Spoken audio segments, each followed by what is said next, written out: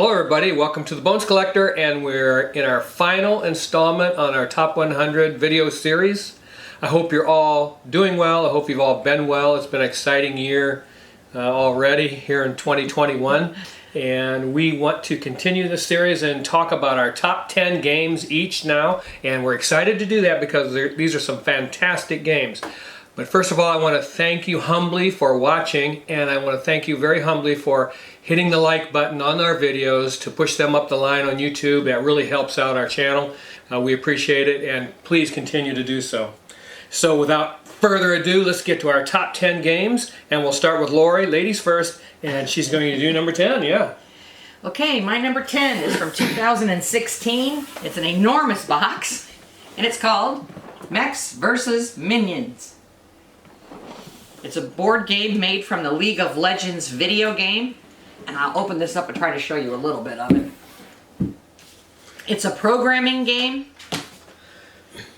Well, I guess it's kind of hard to see what's in there. These are your little students that you get to choose from because you're in school. Those are the teachers, actually. Or these are the teachers. Yes, they are. That's right, I'm sorry. Yeah. We're the students. Those are the mechs. We are the students, these are the teachers. He has to keep me in line. Those are pretty neat, though. If you notice, they come painted and everything like that. This is a really well-produced game. Probably overproduced, but it was fun. And this is all your minions. And then these are some crystals, some rings that you use. There's dice. And the minions that you see here have a wash on them, so you can see the detail in them, and that's pretty cool. They went the extra mile in this game for sure. That's just more minions. I don't even know how many. I've never counted them, but there's a lot. This is a giant. We won't show it to you because it's secret. Yeah, it's secret. It's a giant boss minion. Don't want to ruin the surprise. And then there are, I think, 11 of these maybe. There's envelopes in here that are top secret that you have to open each time you go through a scenario. This is more minions. And each of you gets a programming board. And you have cards that you have to slot into these spaces, and they have to be activated one at a time. From left to right. From left to right, yes. From right to left, one or the other, but you have to do them in order. There's a bomb. Here's some more of those. Where's the board?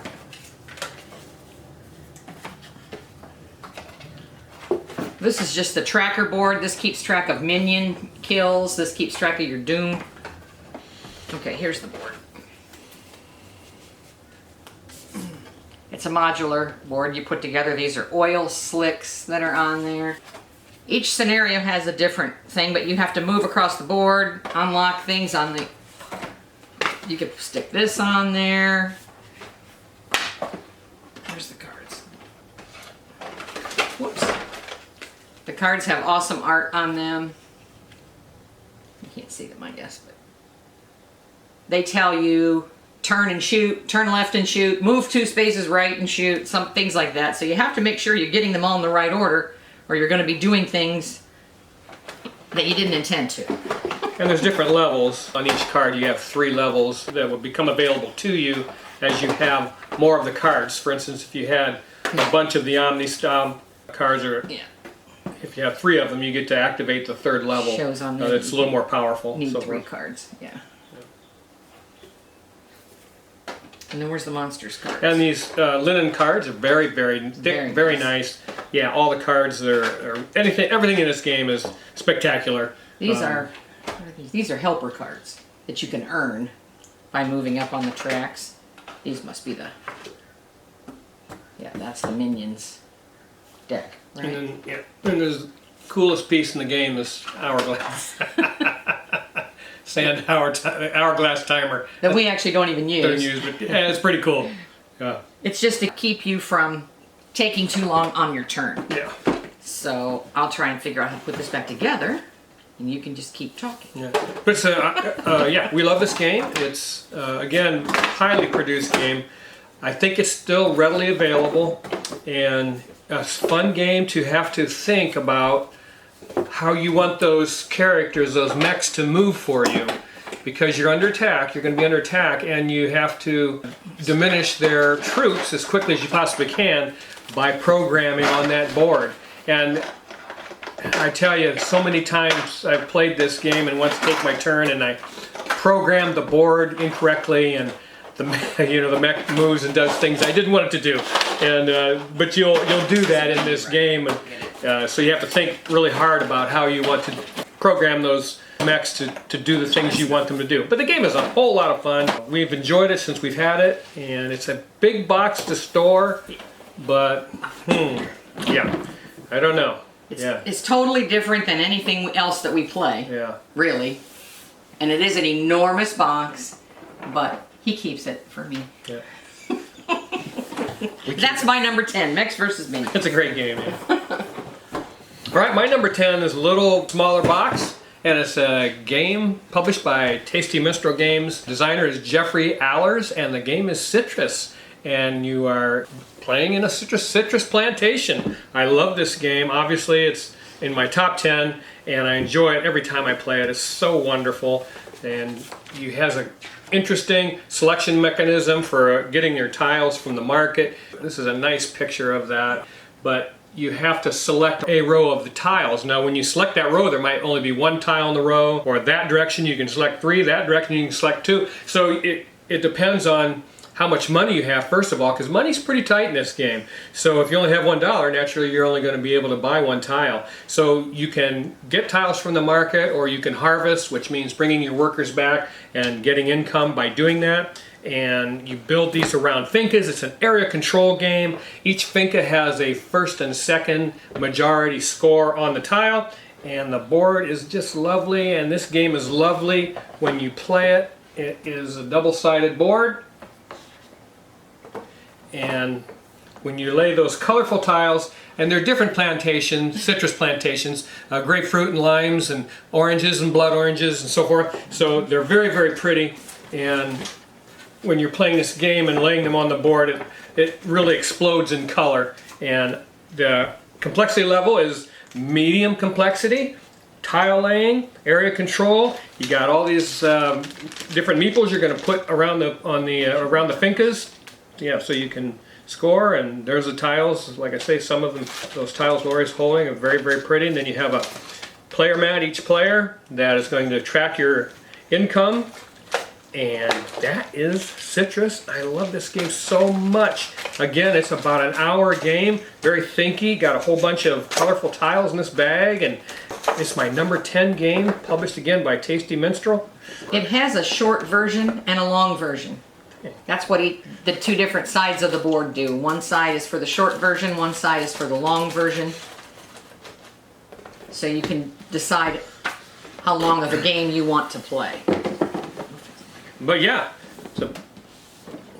beautiful game, wonderful medium complexity game. This plays 2 to 5. It says 50 minutes. We do it in an hour with 2, so I don't know. 14 and up. Yeah, very, very good game. Okay, I'm on number 9. My number 9 game, and this is probably the last of my heavy games, I think, is tzolk'in, the Mayan calendar.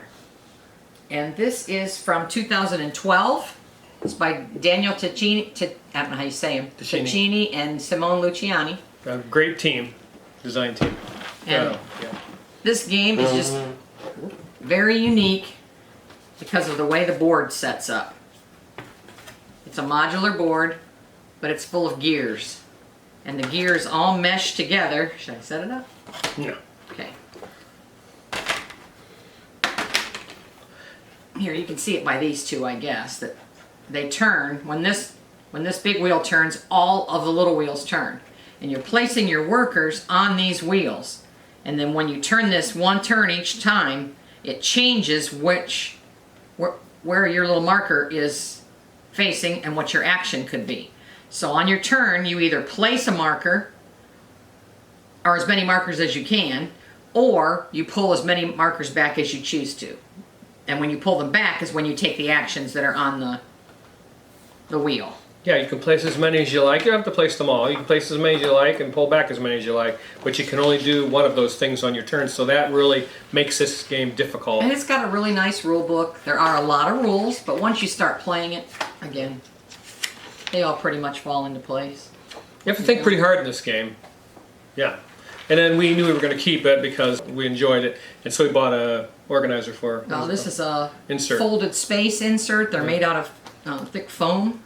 And then we've also tricked out the pieces with some things off Board Game Geek. We got some plastic pieces to take the place. But you have wood and corn, and there's all your markers. Everything else is cubes. The resources are cubes. And there's little monuments and buildings that you're trying to build.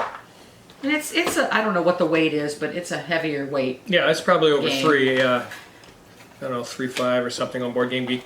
But the gear system on this game is innovative, to say the least, and one of the coolest things in board gaming. This is definitely a classic because of that, and this design team of Daniele Ticini and Simone Luciani, we have other games by them that we love also. But yeah, that game is spectacular, and definitely will be in our library probably for as long as we are playing board games. So. And there's the back of the box, so you can see that.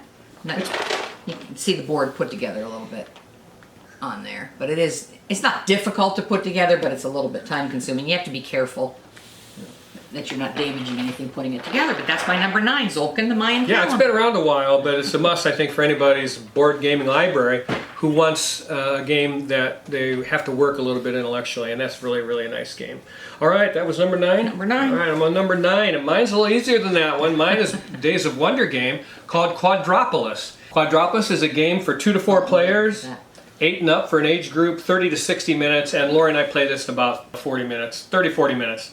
And this is my favorite Days of Wonder game. If you're familiar with them, they do a nice job with production in their games. 2 other titles that we have in our library by Days of Wonder are Yamatai and 5 Tribes, and I love both of those games too. This edges them out. I just love this game, and it is, I'm going to show you the back of the box. Designed by Francois Gandon. I don't even know if I'm familiar with that person, but this game, he did a tremendous job, so thank you, Francois. This game is, I'm in love with it. And I guess on the back you can see what you're doing. You have a city board and a market board, and that you're building. We get a little glare there, kind of forgive me a little bit. And but you're going to be selecting tiles with your architects. You have 4 architects that you're going to use, numbered 1 through 4, and you have to select from a market board a grid, and you have to place that tile that you select from that market board with your architect in a specific place on your board. And that is the challenge in this game. And the tiles themselves all do something different. So you have to decide how you want to score your points. You have a player aid that tells you how the tiles work, which is that thing right there. And what that player aid is very important, tells you how each tile works and how you score points with it. So that's important for you. The player mats are this cardboard stuff, and this is the market board. It's a hard piece of cardboard. And then that's your Days of Wonder insert, and they do a nice job with this stuff. And pretty cool. And then again, this is the yellow player's architects. That's what it looks like, and you will place them, lay them down on the table, and you have, if it's your number 4 architect, you got to take a tile from the number 4 space on that board. So that really, again, you have 1 through 4. So during that round, you're going to have to look at that market board and say, you know, which tiles do I want to select and when? Because there's also an urbanist. And whenever you or your opponent select a tile from that market board, the urbanist goes on that spot where you remove that tile, and the next player cannot take a tile from that row or column. And there's more than one she'll say, oh my gosh, why'd you do that? You know, because you wanted that tile out of that row or column. So the game is tremendous. It has a difficulty. You can upgrade the difficulty by flipping the other side. Where was it? Flipping the side of your player board. The player mat. So there's a easier side, but which we always play, and we love the hard side also, the more difficult side, but both of them are wonderful. I love this game. It grew on me slowly. First time I played it, I liked it, and then the second time I played it, I liked it a little more, and so on. And every time we play it, I fall in love with this game, Quadropolis. That's my number 9. Yeah, great game. Wow. All right, number 8. Okay, so we're on number 8. And this was on his list, on the last list we just did, Reef, so I won't spend a lot of time on it. Back of the box. Yeah, it was his number 11, so I don't even need to open it up. Yeah, if you go back to our last video, yeah, it was my number 11. It was his number 11. I took it apart and showed everybody everything. Yeah, it's an abstract game, a lot like Azul, but with cards, so you have hidden information. And we have taught this to people who then turned around and beat us the day we taught them. The first game we taught them how to play. It's a wonderful game to bring people into the hobby. Yeah, easy rule set. Yeah. Puzzle is significantly difficult, though. Yeah. You can really get an analysis paralysis trying to decide what you want to do, because there's some things that you have to make up your mind about. And this game just, let's see, it's designed by Emerson Matsuuchi, does not get anywhere near the credit it deserves. It's a wonderful game, and they're reprinting this, I believe. Yes, right now. Some kind of a supposedly upgrade, who knows? They're changing the colors of the... Instead of having these primary colors, they're a little bit lighter colors that they're bringing in. Yeah, so tremendous game, though. that's my number 8. Number 8. Hey, Reef. My number 8 is a medium-weight Steffenfeld game called Bruges. And I love this game. I love Steffenfeld's games. I love the Euro-style games that are... And people will say, oh, they're so dry. And yep. Yeah, they are. And I like it like that. You know, it's a tremendous box. There's so much in here to enjoy and to really stimulate your brain, and in a medium complexity way. This is one of his easier games, Steffenfeld, and it takes place in the city of Bruges, and this particular box, this particular game is difficult to find.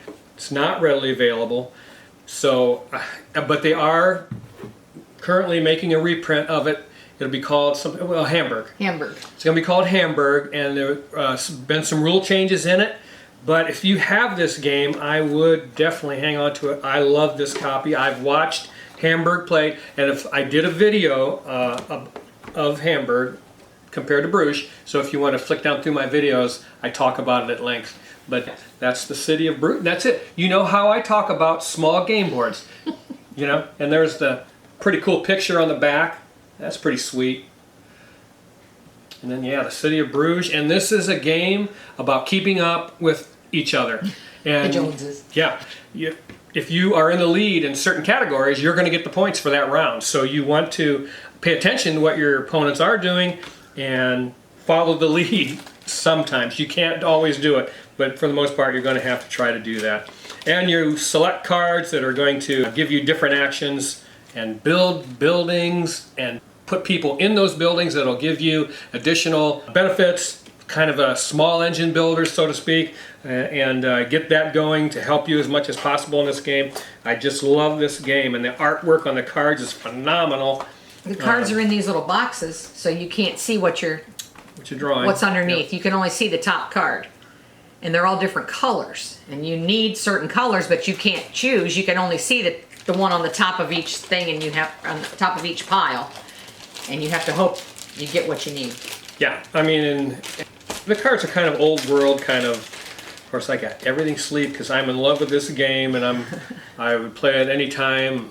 Yeah, that kind of art. Maybe Lori can post one of those or something on those are characters in the game, and I just love this game. The first time I played it, I was fascinated with it. I played it at a convention and decided that I was going to seek it out, and I was able to grab a copy from trading on Board Game Geek.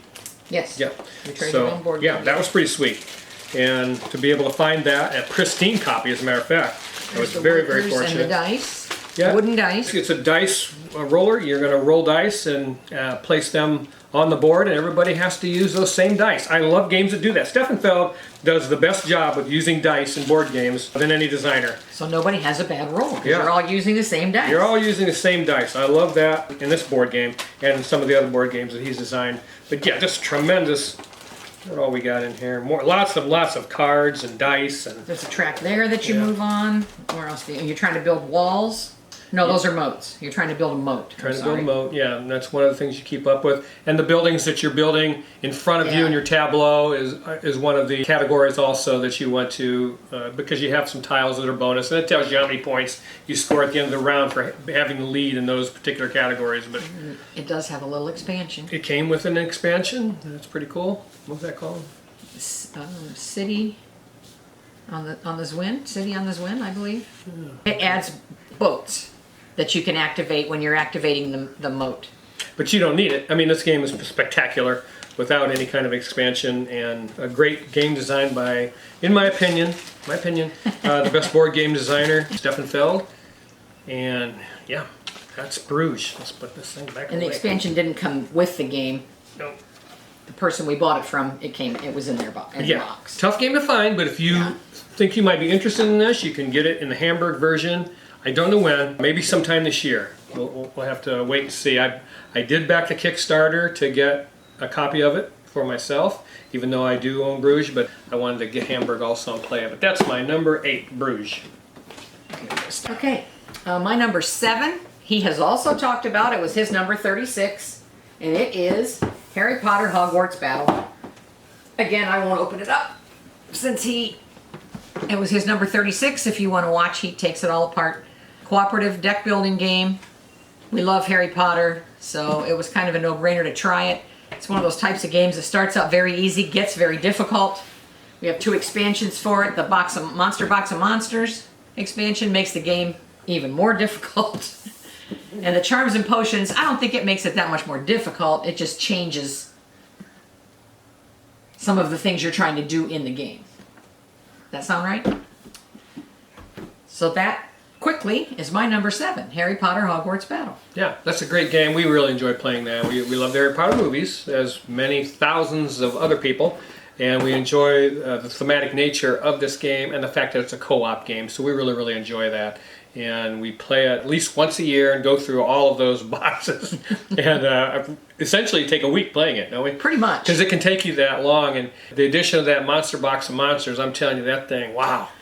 It is. Have we won that whole thing? I don't know if we have. Yeah, I think we have once. We won it once. And we've played it with the Monster Box of Monsters, and we've played it with Charms and Potions, but we've never played it with both. Yeah. So that probably is what we'll try this year, is adding both expansions, and we'll probably get our butts kicked. Yeah. This game can destroy you depending on how the villains come out, so forth. So, yeah. But also, it can you can win, and it's exhilarating. So and it's fun even when you lose. I don't know if I would have it if it wasn't Harry Potter. I doubt it, but it's a ton of fun, and it's one of our favorites. They also make it in a Toy Story version. Yeah, that's almost identical game, but it uses Toy Story.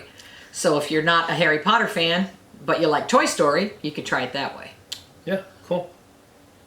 So that's it. My number 7. My number 7, and this is a. Surprise! Another Stefan Feld game called Macau. This is another game that's difficult to find. This game will take a little longer than Bruges because you have to play a full 12 rounds. That's the way the game is designed. Yeah. Turn it around for you. Yeah, and that's kind of a picture of the game itself. I love it when they put a picture of the game on the back of the box so you can get an idea about what the game looks like when you're playing it. So that's pretty cool. Now. Came out in 2009, and again, these Euro games by Stefan Feld, done by Aaliyah, were not games that you would rave about the production of. There's nothing wrong with the production from my standpoint, because I don't care. If the game mechanics are spectacular, which they are in Macau and Bruges, it doesn't really matter. I don't care what the components look like.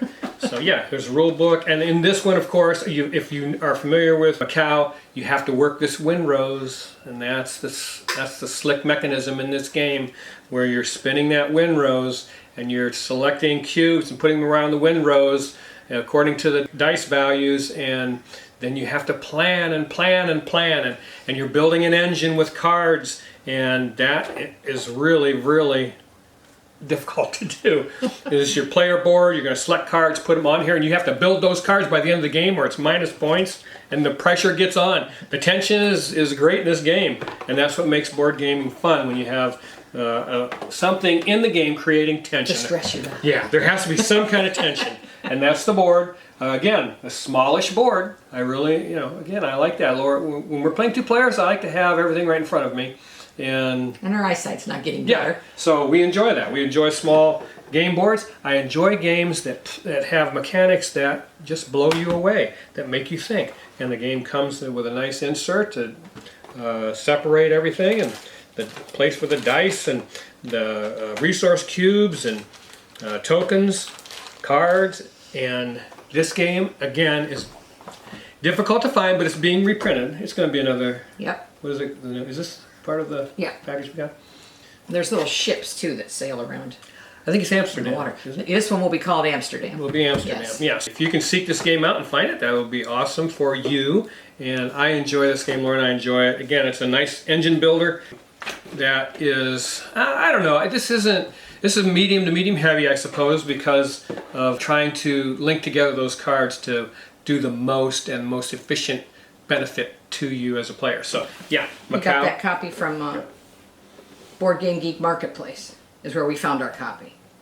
Yeah, and I like new copy. So they're out there. If you want to seek them out, if you already have them, great for you. A great game to have in your library. And I love it. That's Macau, my number 7. And my number 6.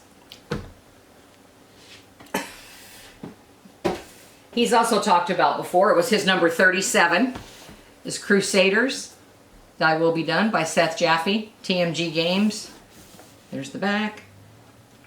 I don't know why I like this game so much. It's normally not the type of game I like. I don't. When it first came out, I thought, I'm not going to like that, just when I saw it. But we sat down and played it, and obviously I fell in love with it. It's my number 6. Yeah, it has a Mancala mechanism in it, and it's one of 3 games we have that uses a Mancala. We love them all. Gold West is and Trajan are the other 2. But we really love working that Mancala mechanism to try to plan out your actions. So difficult sometimes to think in your mind how that's going to come out, but that's the trick of this game, and we really, really enjoy doing it. And you're crusading across Europe. That's right. So yeah. But it was cool. his number 37, so it's in that video if you want to see it all opened up and everything. But Crusaders, Thy Will Be Done, my number 6. Yeah, 2 to 4 players. That game is an incredible production for retail edition. TMG also does deluxe fight editions, but I'll talk about that in a minute. But that game, you would not have to have the deluxe fight edition. The regular retail edition is fantastic. I love the pieces in it and stuff. Pretty cool.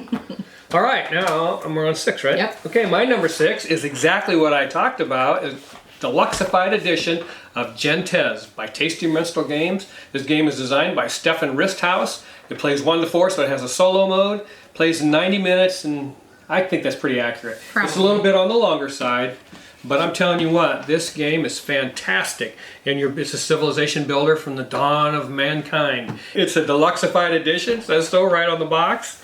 And I'll show you. Might be pronounced Gentes. Gentes could be. I don't know. Yeah. I'm from Ohio.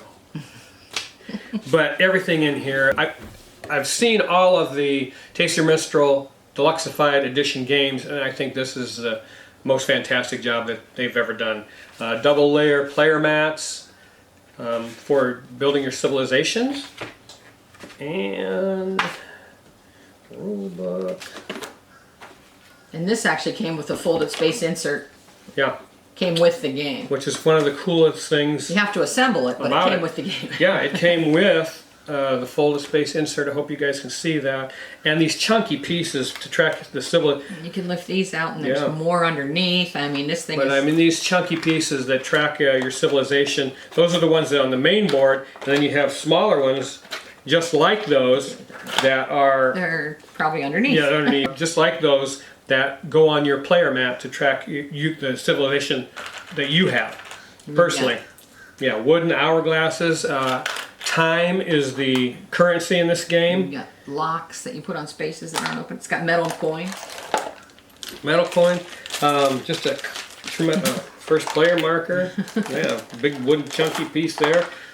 So very, very cool production. And it scales well because this game has a two-sided board, and which I appreciate, always having 2-player rules for the game, because you don't want to... Okay, and that side is for... That's got more, so it's got to be the... That's the, 3 or 4 player side, and then this side has less cities to go to, and it is the 2-player side. And I'm sorry for any glare there. The board is smallish, which again we've touched on so many times before that we enjoy because we're able to keep everything right in front of us, but it has tremendous quality and all the components, the cards and so forth that you use in the game are amazing quality. And yeah, that's Gentes. It's my number 6 game. I love this game. It's my favorite civilization builder. It just edges out 7 Wonders. We've played Nations, yes, and we've played Roll Through the Ages. Through the Ages. Neither game really hit home with us as much as 7 Wonders and this game when it comes to Civ builders. Yeah, that's Gentes. That's my number 6 game.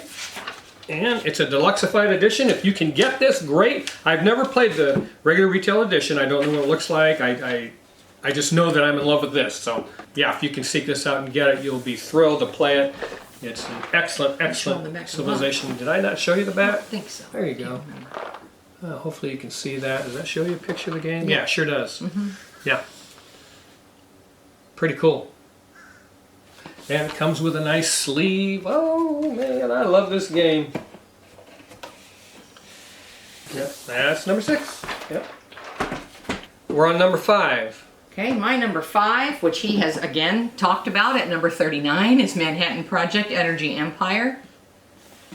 This is one of the first games we ever played where you either put workers out or take workers back, and when you take them back they have an action. I think it's the first game we ever played that was like that. This is one of the earlier games that we bought, I believe. It is from 2016 by Luke Laurie and Tom Jolly, and Luke Laurie also did Dwellings of Eldervale that we just got. He's did this at number 39, so if you want to see it all taken apart, it's there. But yeah, this is my number 6. I absolutely love this game. It was my favorite game for quite a while, but it got displaced a little bit, so that's number 6. Yeah, it's or 5, number 5. And wonderful production, some beautiful dice in this game, and it's one of my favorite. I think I did a video of my top 10 favorite dice Euro games, and this was in that. And the theme is fighting pollution on the planet, which is relevant to you and to me. And so we love that about this game, as well as Vita Lacerda's CO2 Second Chance. We enjoy that because of the relevance of that theme. And I did a whole video on that. Relevant themes, that's right. Themes. Yeah, watch that video. That's my number 5, Manhattan Project Energy Empire. We love that game. Yep. Okay, my number 5 is a game about kitty cats called Calico.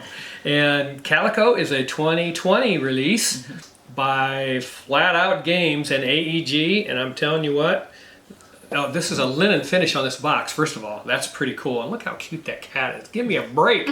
And we do love cats. Love dogs too. Cats are easier for old people. We don't have to walk them. But we enjoy this game tremendously. It is going to be in the top 10 video for 2020 that I'm going to do. Spoilers. Yeah, spoiler. I'm not going to tell you where. I'm not going to tell you where, but it's lids on crooked. Of course it is. Designed by Kevin Russ. Plays 1 to 4, 30 to 45 minutes, 14 and up. And the illustrations were done by Beth Sobel. Yeah, Beth Sobel, the same gal that did Wingspan. So, yeah, nice thick box. I love that. I think I did a single video of Calico. Yes, if you want to thumb through my videos and find the Calico review, please do. And yeah, beautiful linen bag that comes with this. This game is super nice production. It's a tile laying game. There's double layer player boards where you're going to lay down tiles. They're all little hexes that look like fabric that you have to build patterns with. Yep. Oh my gosh, this game is wow. Here, I'll lay these out so you can show how they... Yep, so you're gonna... You have to be careful when you get done because sometimes these stay in here so well you don't realize they're still there. Double layer board, so those pieces all stay in there. Yep, you have patterns that you're trying to build. That's designated by bonus tiles that you have in each game, and they're different every game. And then you have 3 that are in these green spots on the board that are going to tell you how to build around them in order to score maximum points. So yeah. There's a couple of the bonus tiles. No, those are the ones that go on the board. Oh, that go on the board, yes. I forget what you call those, but they go on the board, and it's going to tell you what you have to do, how you have to build your pattern around those in order to score. Whether it's tiles of it, all have to be a different color, all of the same pattern, 2 of the same pattern, 4 of another pattern, things like that. So that is a very puzzly nature of this game. And it plays quickly. When you're making your selection of tiles, you only get to select from 3. First you take one from your tableau, place it on the board, then you're going to take one from the market, put it in your tableau for your next turn, so you're thinking ahead. This game forces you to think ahead. What do I want to do? I mean, what's out of those 3 tiles, which one's going to help me the most the next turn? And you just have to put that plan together. And boy, it's a very thinky, puzzly game. Again, will be in my top 10 of the year. Wow, I mean, it's just, I can't say enough about this game. And even when I did my video, I was blown away by it. I didn't expect it to be like that. We did this off Kickstarter. Yeah, what in the world possessed us to do that? Because it was cats and quilts. It was cats and quilts. Yeah, and I even bought a copy for my sister. Because she's a quilter. She has a quilt shop. I knew she would like this, and they really, really enjoy this game also. And it's just a tremendous game. There's a lot of different cats. They're on the back. There's a whole bunch of different cats, and they each have patterns. This one is if you have 3 in a row of all the same, of the patterns that, there are tiles that go down here that tell you what this goes to, but 3 patterns that match these, and then you get to lay this cat. There's tons and tons and tons and just bags of these little cats that are all different colors and types. Yep. That you put out. Pretty cool. And then whenever you do 3 in a row of a color, where are they? You get buttons. Right here. A whole bag of buttons that go on there. Now, those are extra points. And there's a family version of the game where you can take the bonus tiles and turn them upside down. Yeah. And just create a blocking space, but then you don't have to meet all those criteria. It makes the game easier. If you have younger kids and you're trying to introduce them to the game, that's pretty cool. It's nice to have that flexibility in a game design. And it also, you gotta love game designers that use the rule book. And these guys, you have like achievements that you can track how well you did that particular game. So that's pretty cool. And then also, the cutest thing ever is the kitties that are in the game. It explains who they belong to and all about that little kitty cat. So isn't that cool? Yeah, they didn't waste anything in this rule book. Yeah, I mean, it's off the charts cool, this game. It deserves where I'm putting it, number 5. And I love this game, Calico. It's almost like a little legacy game if you like legacy games, yeah, with those achievements that you can work your way through. But wow, I didn't expect it to be so awesome, but it certainly is. And that was my number 5. Number 4. Number 4 for me is Wingspan. Came out in 2019. Nobody's heard of that game. We held off buying this game because it got so much hype, and we were just worried. It's a game about birds, you know. Nope. I think we played it we played it at a convention and decided, okay, that game deserves all the hype it's getting. It's a really good game. It's by Elizabeth Hargrave, and the art again is by Beth Sobel. And the art in this game is gorgeous with all the birds. Okay. The rule book and the appendix are both linen finish, just very, very nice production in this game. The cards all come in a plastic container that you store them in, and then you take the lid off, and the cards that are for sale sit on there so it gets used. It's by Stonemaier Games, and they do a tremendous job with production, all their games, and they're always readily available, which Yes. I love about Stonemaier Games. But all different birds, and they're beautiful pictures of all the birds that you can do. It comes with food. You have to feed the birds. You have rats and worms, fish. It has wooden dice that you put through this little dice tower that comes with it. You set that up and roll the dice through the dice tower, and then that shows what kind of food you're allowed to take for this round. And then you have eggs that you place on the birds, and that's your currency, I guess. Your eggs, sort of. Your eggs and your food. But it's an engine building game. You each have a little journal that you're tracking your birds in, and you're just laying your cards down across here, and the more cards you have, the more powerful each action in that row becomes. When you place a card here, you activate every card from here down. Every time you place a card, or not place a card, activating cards, but you activate the whole row when you go back down through. So it is a little engine builder game. And it's just a lot of fun. I really enjoy it. Yeah, great game, Wingspan. So that is Wingspan. Yeah. My number 4. And that's probably our favorite game from Stonewall Games. I would think so, yes. We played Scythe. Scythe was a good game. It wasn't the best for 2, so we moved that one on. And what else we have by them? We have Tapestry. Tapestry we love. I think it was in my top 100 for sure. I love that. I mentioned that that Gentes and Seven Wonders were my favorite civilization builders, and they say that Tapestry is a civilization builder, but I guess it is. It is sort of. Yeah, it's a different type. Yeah, but I love Tapestry. But yeah, Stonemaier games always, like you said, excellent production. Just a really, really great game. Number 4, Wingspan. My number 4. Yeah, is another cat game. I mean, what can I help it? They're making great games about cats. I love cats. And this game is designed by Frank West, right? Yes. Yeah, 1 to 4. It's got a solo mode. It's got a family mode. Ages 8 and up. So, and the reason why that says that is because of that family mode. There's a picture of the back of the box. I think I did a single video about this game where I show you everything that's in this box. It's super wonderful production. This box is like the thickest game box of any game we have in our library. I mean, this is one thick box. They made it so your cat could curl up in there and sleep without splitting the seams. So, I like cats. Yeah, everything about it's beautiful. The shipboards. Oh my gosh, everything. You get a big linen bag full of tiles And that's a nice big bag too, so you can get your hand in there. Yeah. I mean, usually they give you a bag that's just barely big enough to get your hand in. Beautiful wooden cats. But it's a Tetris-y game. Beautiful linen cards. Look how many cards you get in this game. I don't know, everything about this game was just... And that's right, because it was my number 1 game for 2019. Now some people are going to put this in their 2020 list. I had it in my 2019 list, and because I got it in December, I think it was, of 2019. So we went ahead and put it in our top 10 list for 2019. There's your shipboards. I won't focus on it too much just because I showed it before.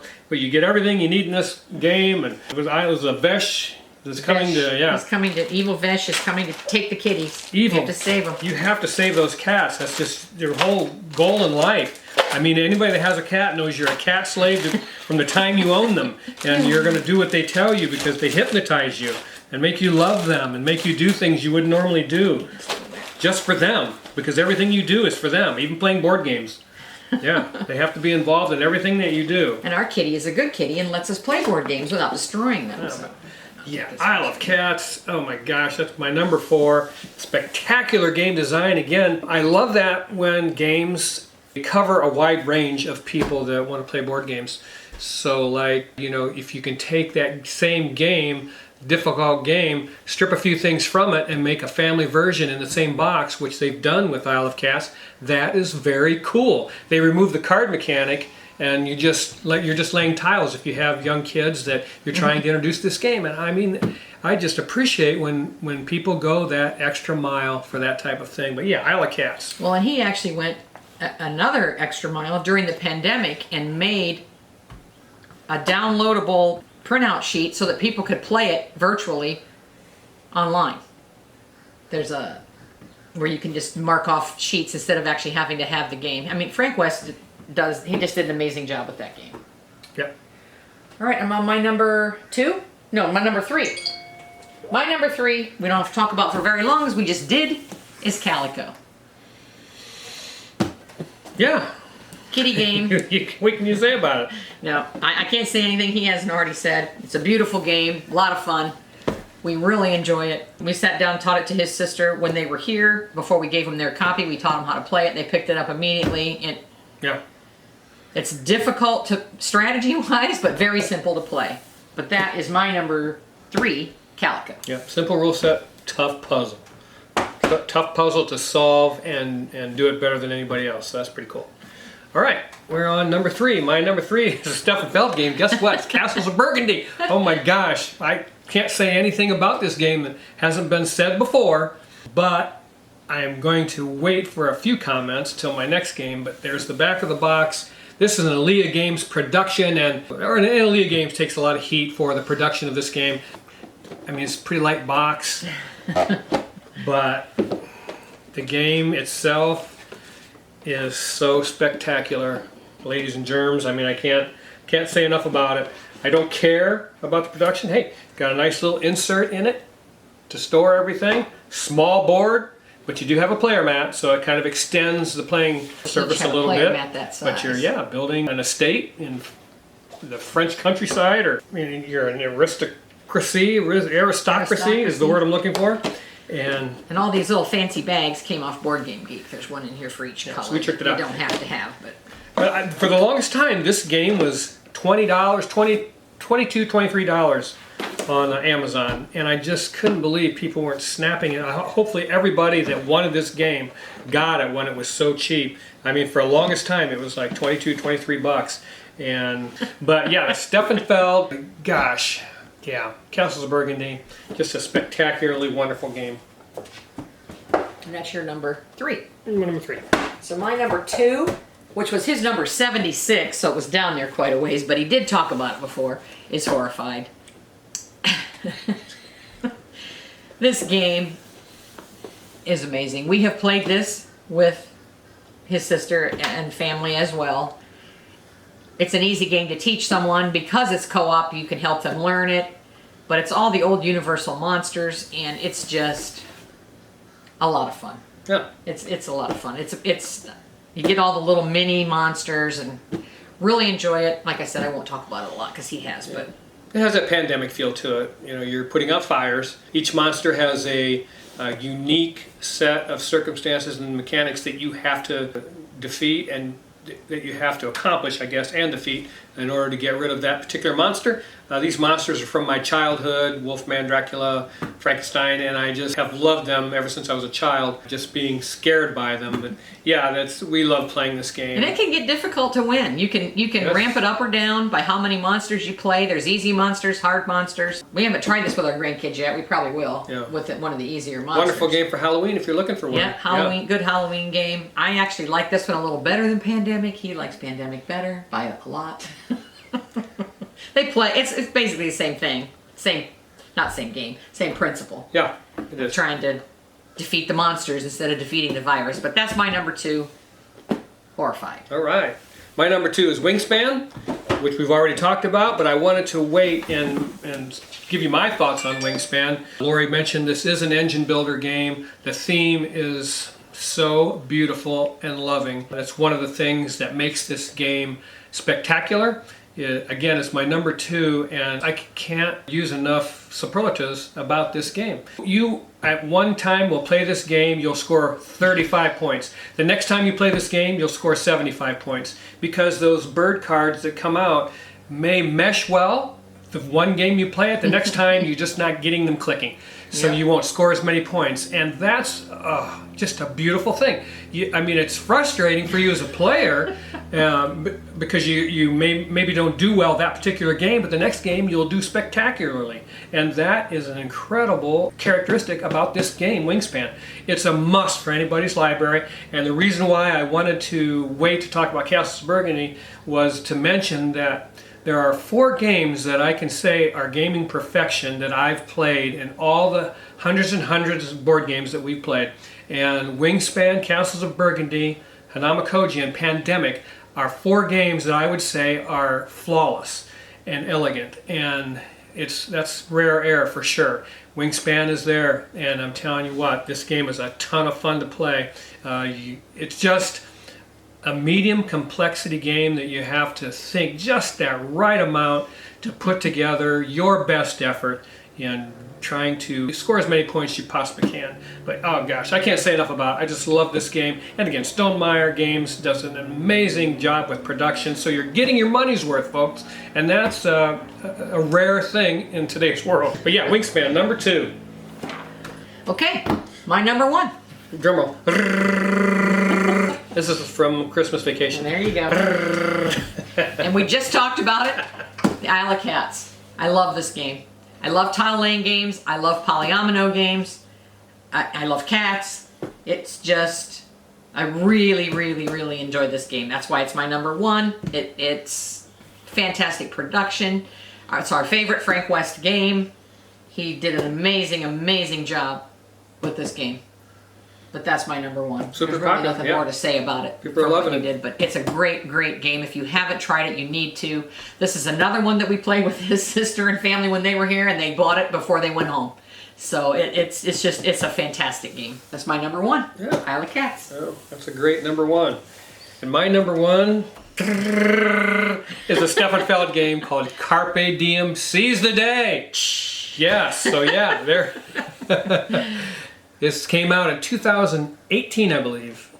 Yeah, I'm pretty sure it was a double year. Yeah, 2018. It was the same year he came out with Forum Trajanum, which was further down my list in my top 100, which I love also. But this is a tile laying game like no other, as far as I'm concerned. The selection mechanism is unique. The way you have to place them on your board is unique. It was my number 17.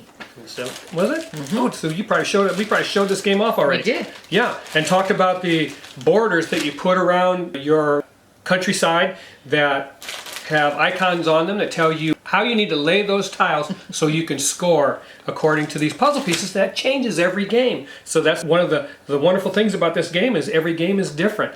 Oh my gosh, I love playing Carpe Diem. And then the star feature of the tile selection in the market is amazing. Oh gosh, and again, if you scan down through our videos, you'll see us pull this game apart. But, okay, I guess we're going to pull it apart right now. Go ahead and just take the board out. They just re-released this game. There's a new edition out, and the star feature has been removed. Yeah. I don't know how they changed the rules to accommodate that, but there is no longer all the little lines in there. So yeah, that's the board. It's kind of boring looking, but your player mat is where you build your village. This is just the market and bonus selection where you put the bonus cards and stuff. So, but yeah, that's my number one game. First of all, I love tile laying games. And, We both do. Yes. That's one of our favorites. And I love tile laying games that are not hard to play, but kind of a medium complexity. And that's what Stefan Feld has delivered here. We can play this game, have it out of the box, set up, play it, and have it back in the box in probably an hour. It's pretty quick. And I love that. I don't want to spend all day at the gaming table sometimes because I have other things to do. And I love when I am spending time playing games, I want it to be time well spent. Time that playing a game that has had work, thought, and effort into its design. This man delivers just about every time. This game, number one. Lori's number one, Isle of Cats. That's our top 100 video. I know we're old people, but you're going to be old sometime, and you will probably be looking for our videos later on in your life and say, where'd Mr. and Mr. Bones Collector go? Where'd they go? We need to look at their videos and see what games we would like now that we're in the later years of our life. But yeah, those are games that we really, really love. Thank you so much for allowing us to share our passion for great board games with you. We love every one of you. Please keep on board gaming. It's the best hobby on the planet. Be safe, take care of yourselves, and we'll see you next time here on The Bones Collector. Bye-bye.